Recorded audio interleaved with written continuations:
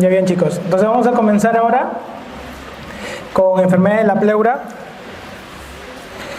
Normalmente el líquido pleural en cantidad casi es menos de 50 cc, ¿no? Si el líquido aumenta más de 150 cc, ya se puede ver en una placa frontal. Y con la mitad, o sea 75 cc, se puede ver en una placa lateral, ¿no? ¿Cuál es la zona de la placa lateral que se ve? En la parte posterior. Entonces, el trabajo de la pleura visceral es producir líquido y de la pleura parietal es reabsorberlo. Cuando hay una alteración de este trabajo, es donde ocurren ahí los derrames. En este caso, la placa está mostrando que acá hay un líquido que está cubriendo toda esta zona. Nosotros decimos que hay 3 reglas para la medición. Si se cierra el gángulo costodiafragmático, decimos que hay más o menos 150 cc. Si se cierra hasta encima del diafragma y ya no se ve la cúpula, decimos que hay 250 cc. Y por cada espacio intercostal que vaya a subir esto, aumentaremos por cada espacio intercostal 150 cc a 200 cc, entre 150 y 200 por cada espacio. Cuando se forma la famosa curva de Damasó, estamos casi con 800 cc. Y ahí ustedes van a ver la curva de Damasó. La pregunta que le van a decir es, ¿cuándo la curva se pierde?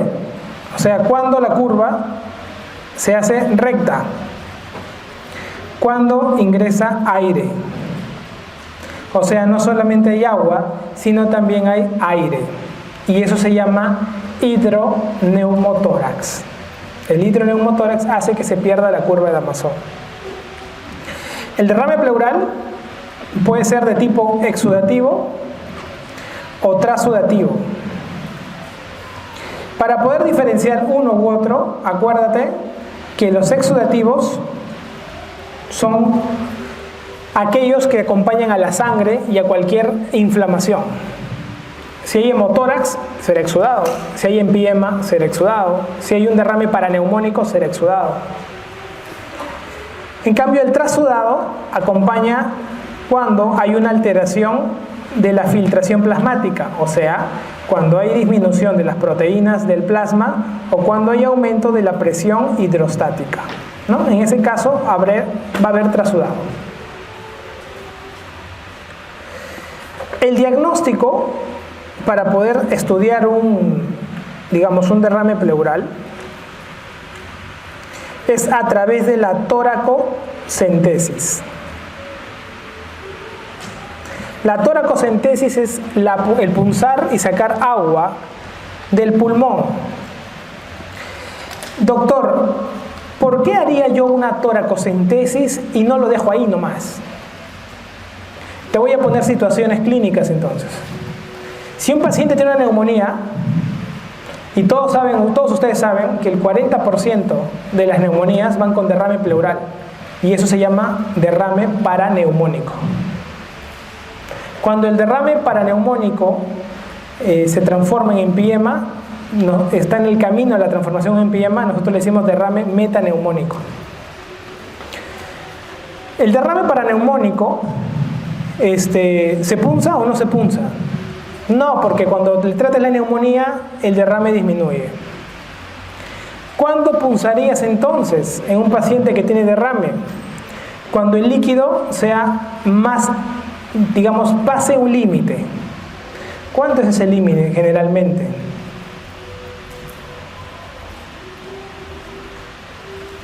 $400 cc. Cuando hay menos de 400 cc, se reabsorbe todo y no deja huella. Cuando hay más de 400 cc, tiende a dejar huella o tiende a infectarse. Entonces hay que punzar y hay que saber de qué tipo es ese líquido. Ese líquido puede ser, como te digo, exudado o trasudado. Para diferenciarlo existen los famosos criterios de Lai. Y los criterios de Lai lo único que buscan estudiar es proteínas y el LDH, perdón. Las proteínas la pleura entre las proteínas del suero, si son mayores de 0.5, diremos nosotros que es un exudado.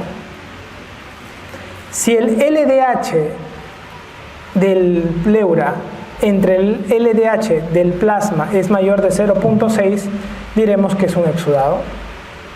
Si el LDH de la pleura es más de 2/3 del LDH del plasma, también diremos que es un exudado. Entonces hay 3 criterios de Lai. Basta que uno de los 3 sea positivo y es exudado. Para que sea trasudado, los 3 tienen que ser negativos. Algunas peculiaridades del diagnóstico. Una peculiaridad es el volumen, que lo puedes ver con placa. Y si tienes dudas, digamos, creo que tiene un poquito de derrame, al paciente lo haces echarse, y ese se llama decúbito lateral más rayo tangencial. De tal manera que mira aquí, acá diagnosticas el derrame. Lo que no se veía en una placa frontal se puede ver en una placa en decúbito lateral, decúbito del lado donde sospechas que está el derrame. Si yo, por ejemplo, estudio el líquido, ¿cuántos frasquitos voy a sacar de las muestras? 5. Una muestra se llama citológico. Otra muestra es la parte bioquímica. Otra muestra es para el ADA. Otra muestra es para el cultivo de hongos y gérmenes comunes. Y otra muestra es para el cultivo de TBC.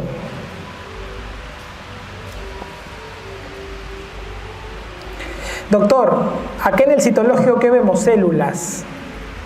Si son mononucleadas, infección crónica. Si son polimorfonucleadas, infección aguda. Doctor, en el bioquímico, en el bioquímico podemos ver varias cosas. Si la glucosa está bien baja, la más baja de todas, menos de 15 incluso, sospecharás de artritis reumatoide. Por ejemplo, es peculiaridad, ¿no? Peculiaridad. Si está baja, menos de 60, ya está baja, podría ser una infección, un empiema. O sea, peculiaridad. El pH. Doctor, si el pH es menor de 7.2, es el diagnóstico de empiema. Y empiema que se diagnostica, tubo de drenaje. Ya no es toracocentesis nomás. Es de frente colocar tubo de drenaje.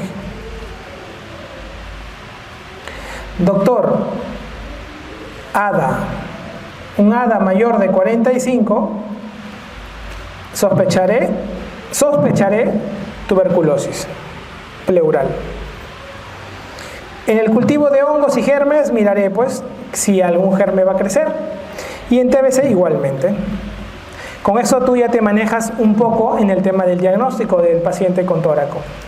Entonces, doctor, ya puedo saber la cantidad, sé si es exudado o trasudado, más o menos me ubico con los tipos, pero yo quisiera, incluso sé cuantificar en placa, pero las causas probables de qué depende, porque el tratamiento depende sabiendo la causa, ¿verdad? Entonces, en la clasificación de los derrames, vamos a ver los exudados y los trasudados. Ustedes lo que tienen que dominar es las causas más frecuentes. La causa más frecuente de trasudado es la insuficiencia cardíaca. Lo preguntan siempre. ¿Ok? Insuficiencia cardíaca, causa más frecuente de trasudado. Si no existe la clave insuficiencia cardíaca, tienes que buscar otras que vayan a ver alteraciones de las proteínas. Sobrecarga de líquidos, cirrosis hepática, síndrome nefrótico, otras causas. De los exudados, lo más frecuente son los infecciosos y la causa más frecuente es el derrame paraneumónico. Doctor, diagnosticó un derrame paraneumónico, tratamiento, antibiótico, hijo. Doctor, es empiema, tubo de drenaje. Doctor, los cánceres también son exudados, todos. ¿Qué tumor es trasudado? Si tú tienes el síndrome de Meigs, tumor ovárico, ascitis y trasudado, es uno de los pocos tumores que va con trasudado. Meigs, tumor ovárico, ascitis más trasudado. Pregunta de examen también. Todas las demás causas que te imagines, desde las inmunológicas, por ejemplo, lupus, ¿no? Lupus es típico, ¿no? Paciente que te ponen ahí un sedimento urinario con examen de orina y sedimento telescópico, telescopado. 1, 2, mujer, joven, hematuria, hipertensión, riñones pequeños y derrame pleural izquierdo. Clásico, ¿no? Lupus. Entonces el derrame también, la ubicación te puede guiar. Si va al izquierdo, puede ser un lupus. Si va al izquierdo, puede ser secundario una pancreatitis, ¿no? Si va al derecho, puede ser secundario una artritis reumatoide. O sea, también tiene su ubicación. De acuerdo a la zona, podría presentar. ¿Ok? Y de acuerdo al tratamiento, ya va a venir ahí, ¿no? De acuerdo a lo que estés buscando, va a venir el tratamiento dirigido. Dentro de la patología pleural también tenemos el neumotórax. El neumotórax puede ser un neumotórax simple, si está hemodinámicamente estable, o puede ser un neumotórax a tensión, si está hemodinámicamente inestable. En un simple tienes que aprender a decidir cuándo colocas el tubo, y en un inestable tienes que saber actuar, porque se va a morir, ¿ah?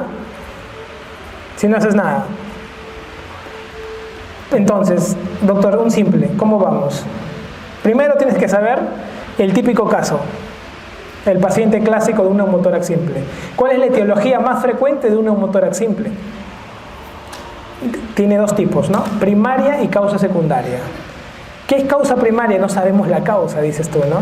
La causa primaria generalmente son bulas subpleurales. Estas bulitas se han roto en una condición. ¿Cuál es la condición? El joven crece longilíneo, su caja torácica se expande. Mientras está creciendo, las bulitas que se han creado como defectos debajo de la pleura se rompen. Y como se rompen, fuga aire en el crecimiento. Típico paciente de 16 años, varón de 16 años, flaquito, no necesariamente fumadora, flaquito, viene ahí. Primario. Cuando te pongan así, el toque es primario. Si te ponen paciente de 48 años, basta con la edad nomás, todo el toque es secundario. ¿Secundario a qué? Secundario a tuberculosis. ¿Secundario a qué? Secundario a EPOC. ¿Secundario a qué? A asma, en una crisis. ¿Secundario a qué? A una bronquitis crónica. O sea, es otra causa. Entonces los primarios van con bulas subpleurales y los secundarios van con todas esas causas que les he mencionado.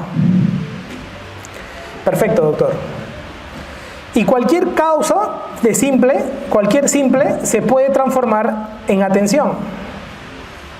Por si acaso, se pueden transformar, ¿eh? Hay que tener cuidado. Entonces, cuando te enfrentes a un neumotórax, tienes que saber diagnosticar. El diagnóstico de neumotórax es con placa de tórax. Observen todo el muñoncito del pulmón, mira este muñoncito. Y todo esto es el espacio que hay en la cavidad torácica. Observen los espacios, muchachos. Miren el espacio. Está más amplio en los espacios. Está radiolúcido y se ve un muñón aquí. Un neumotórax total. Y de repente tú lo ves al paciente y no le falta el aire. Un poquito nomás, dice. Al toque sospecha, este es crónico.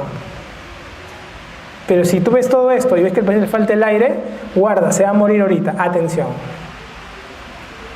¿Cuándo o cómo actúo? Si es un neumotórax simple, tú tienes que medir el porcentaje. ¿Cómo saco yo el porcentaje? hago una línea, mido hasta acá, A, y la otra línea mido del medio hacia el pulmoncito, B. ¿Ok? Línea de la media de la columna. Y vamos a calcular el volumen que hay aquí en porcentaje. La fórmula es A al cubo menos B al cubo entre A al cubo. ¿Ok?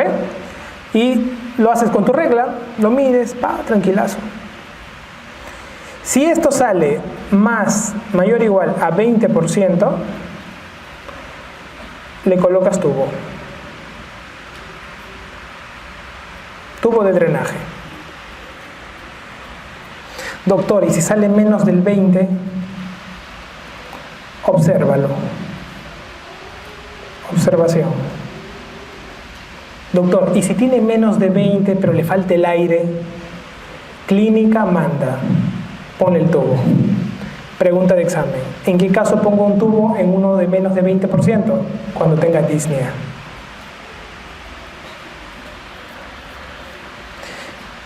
¿Cómo manejo una tensión? Ese se muere, ¿eh? Aguja, Avocat 14, lo que tengas. Línea medio clavicular. Segundo espacio intercostal encima de la costilla, porque debajo pasa, tú sabes, el van. Así suena. Que de verdad, doctor, así suena. Y comienza la presión, comienza a mejorar, comienza a bajar. Estos neumotoras a tensión van con taponamiento cardíaco, como un taponamiento igualito. La diferencia es de que el murmullo no pasa. Te van a pintar el cuadro de un taponamiento cardíaco, pero te van a poner en el caso clínico más murmullo no pasa. Ese va a ser el tip para que tú digas neumotoras tensión y no es taponamiento cardíaco. Es tanta la fuerza del aire que comprime la vena cava y por eso disminuye el retorno venoso y por eso hay hipotensión y por eso hay ingurgitación venosa. Tú le pones la aguja, comienza a mejorar, la frecuencia cardíaca está elevada, comienza a bajar, la presión comienza a subir y ya no te vas a quedar con la aguja todo el día ahí, ¿no? Tienes que colocarle un tubo de drenaje y con el tubo todo tranquilo. ¿Ok? Entonces, neumotoras a tensión, miren cómo se pone la aguja de frente. Y este es el famoso tubo de drenaje que están observando aquí. Es un tubo, es un frasco al vacío. ¿Cómo es un frasco al vacío? Es un tubo simple, nomás que le colocamos nosotros en su cama. Y el tubo, miren, del paciente está dentro del agua, el tubito, y salen burbujitas. Y hay otro tubito aquí al costado que comunica lo que va saliendo de aquí con el exterior. Cuando el paciente inspira, la columna sube. Cuando el paciente expira, la columna baja. Los internos me llaman, ¿no? Están en interconsulta. Doctor, disculpe, no oscila el tubo. Ya, yo sé que de aquí en adelante no van a llamar. Porque van a decir de frente, está obstruido, doctor. Así está expandido el pulmón, tiene que oscilar un poquito. Si no oscila nada, si todo oscila nada, está obstruido ese tubo. Hay que cambiarlo. Y nunca mandes interconsulta si no tienes tu placa de tórax primero. Clásico, llegas, disculpa la placa, del ingreso la placa, y tiene como 3 semanas el paciente en el piso. Hoy le han puesto tubo, todo y no le han hecho controles. Estamos estudiando la causa, ya, pero estás llamándome por el tubo. Y tu placa, y si sigue colapsado, y si necesita todavía el tubo, y hay que cambiarlo para que termine de expandir. Todas esas cosas ustedes tienen que verlas como interno. ¿Ok? Ya los voy a ver a ustedes, entonces tienen que tener esa noción. Por ejemplo, ahorita los internos que están ahí están entrenados ya. Ya los miramos, la baja de interconsultas ha disminuido, saben cómo enfrentarse a esos casos. Entonces la idea es que ustedes mismos lo hagan también. ¿Ok? Otros nombres que van a ver en las preguntas más adelante en fase 2, fase 3, a este tubo le ponen, ¿no? Mini toracotomía con drenaje al vacío. Tú dices, que mucho floro, ¿no? Es un tubo de drenaje. Le ponen, ¿cómo le ponen también? Mini toracotomía, ya le dije, ¿no? Con drenaje al vacío. Le ponen